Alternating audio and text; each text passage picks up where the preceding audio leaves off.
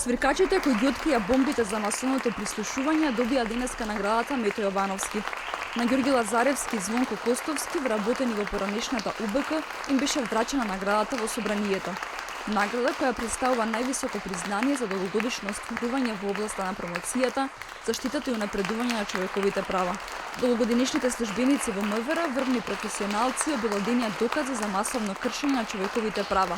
И покрај опасноста и можните реперкусии врз нивниот живот, тие решаваат да станат укажувачи за овој голем криминал, со кој брутално се прекршуваат човековите права.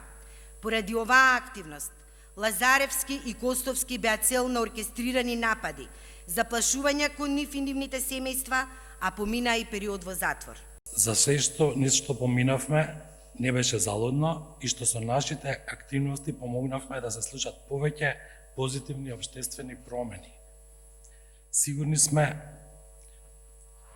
дека во нашата татковина никогаш повеќе нема да се повтори масовно прекршување на правата на илјадници граѓани.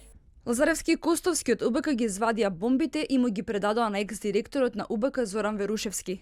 Двајцата потоа беа уапсени како винети во случајот пуч, веднаш откако тогашниот лидер на опозицијата Зоран Заев почна да ги пушта бомбите. Костовски се спогоди со обвинителството и призна дека е виновен, пошто беше осуден на 3 години затвор. Лазаревски не призна вина и остана 11 месеци во притвор. Костовски беше пуштен од затвор во април 2016 година, по аболицијата на поранешниот председател Ѓорги Иванов. Така започна и работата на СЈО и шарената револуција. Палот на Груевски беше последниот чин, но критиките дека груевизмот сепак ќе останат се погласни.